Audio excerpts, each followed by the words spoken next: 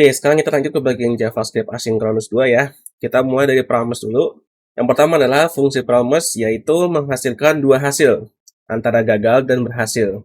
Biasanya digunakan untuk fungsi-fungsi yang memiliki potensi kegagalan pada saat proses berlangsung.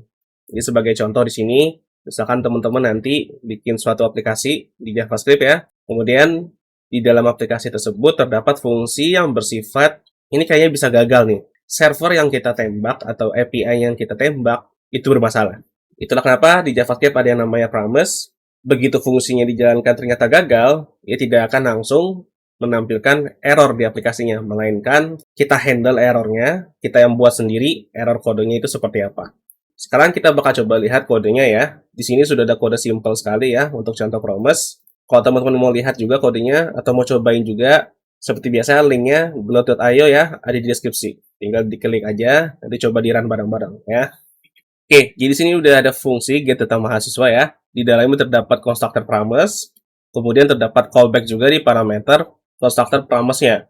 Ya, kita bisa lihat di sini ada deklarasi fungsi. Kemudian di dalam callback pada parameter promise ini terdapat dua parameter lagi, yaitu untuk callback sukses dan callback failed-nya. Mudah-mudahan teman-teman nggak bingung nih, karena memang penulisan untuk promise itu seperti ini.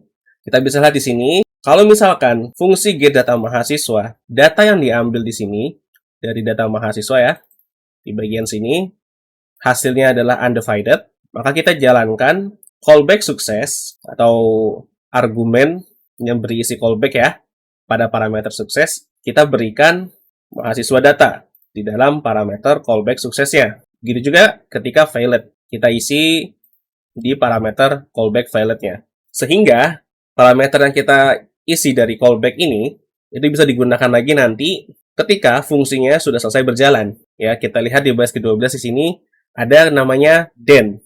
Jadi ketika sebuah fungsi yang dijalankan menggunakan promise itu bisa kita sambung menggunakan then. Itu memiliki dua parameter callback juga. Dari mana parameter callback-nya? Dari sukses sama dari failed ini. Ya, jadi parameter callback yang pertama itu untuk dijalankan ketika proses promise-nya berhasil. Kemudian parameter kedua yang failed itu dijalankan ketika fungsinya gagal berjalan atau terjadi sebuah masalah. Oke, kurang lebih seperti itu. Sekarang kita coba run dulu. Kita klik run, maka hasilnya adalah error. Data cannot be processed. Ini sebenarnya bukan proses ya, tapi nggak apa-apa lah. Please kontak admin. Kurang lebih error message-nya seperti itu ya. Kemudian kita tambahin lagi di sini error message data undefined not available. Ya, jadi seharusnya di fungsi get data mahasiswa kita deklarasikan nama objeknya.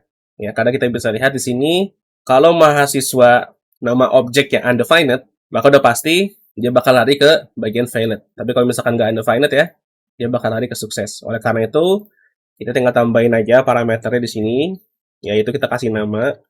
Maka kalau kita run lagi, baru dia bakal muncul terus aktif.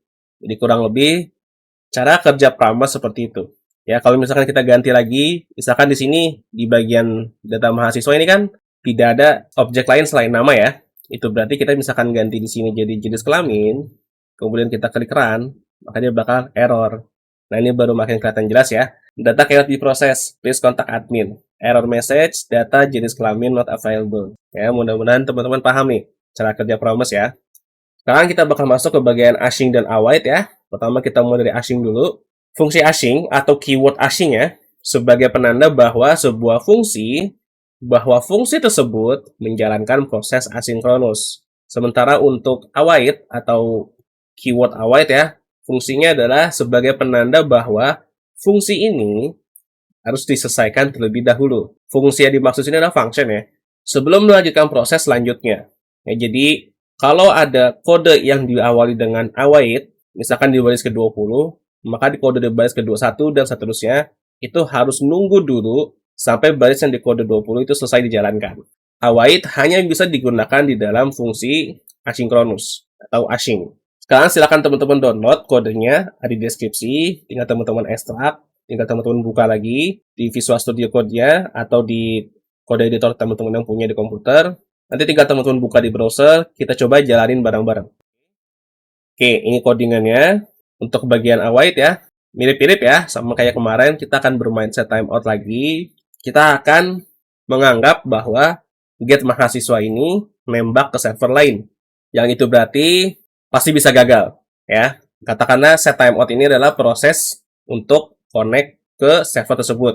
Di sini bisa teman-teman lihat ya, untuk penggunaan ashing-nya, tinggal teman-teman tambahin aja di belakang sebuah fungsi yang kita deklarasi. Kemudian teman-teman bisa lihat di sini bagian await ya. Tinggal teman-teman deklarasikan aja keyword await-nya di belakang fungsi yang menjalankan sebuah asinkronus atau sebuah promise. Ketika proses asinkronus ini selesai, atau bagian baris 15 ini ya, fungsi get mahasiswa ini selesai dijalankan, entah itu mau berhasil, entah itu mau gagal, baru nanti baris yang ke-21 dilanjutkan. Kemudian begitu juga dengan baris ke-22. Baru dia bakal berjalan. Kita cobain aja, kita langsung buka di browser. Ini refill in Explorer. Kita tinggal buka index.html-nya ya di browser. Kemudian jangan lupa F12 arahkan ke konsol ya. Di sini ada konsol. Atau kalau misalkan F12 teman-teman nggak bisa, teman-teman bisa pakai klik kanan, kemudian inspect elemen, kemudian diarahkan ke bagian konsol. Sini udah keluar terus sakti, kita coba refresh lagi ya. Kita mulai dari awal. Oke, memuat data mahasiswa terlebih dahulu, baru keluar terus sakti. Ya, bisa dilihat di sini ketika dijalankan belum ada tuh terus sakti sama konsol was cleared ya. Tapi dia ada delay dulu selama 3 detik. Ya jadi seperti itu cara kerja await sama hashing. Ya, gampang banget ya.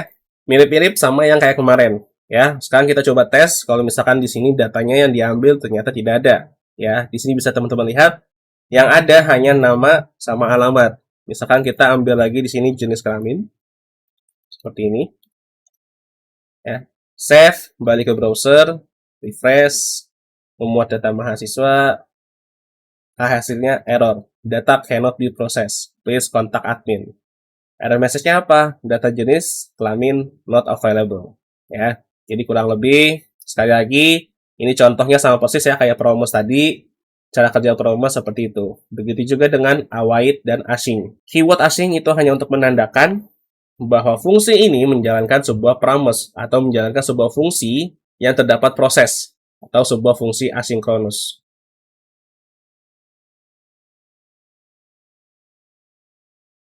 Kurang lebih penggunaan keyword asing dan await seperti ini. Oke, mudah-mudahan teman-teman paham ya untuk JavaScript asinkronus yang kedua ini. Dan aku yakin banget pasti banyak teman-teman yang nggak paham ya terkait JavaScript asing 2 ini. Kalau misalkan teman-teman paham, ya selamat, berarti Anda sudah paham cara menulis JavaScript. Tapi kalau misalkan belum, silahkan teman-teman coba lagi, pahami lagi. Coba tanya di komentar ya. Insya Allah selama masih aktif di YouTube, aku bakal balas di komentarnya ya. Kita bakal lanjut ke bagian kesimpulan ya. Seperti biasa selalu ada kesimpulan di setiap tutorial di video selanjutnya.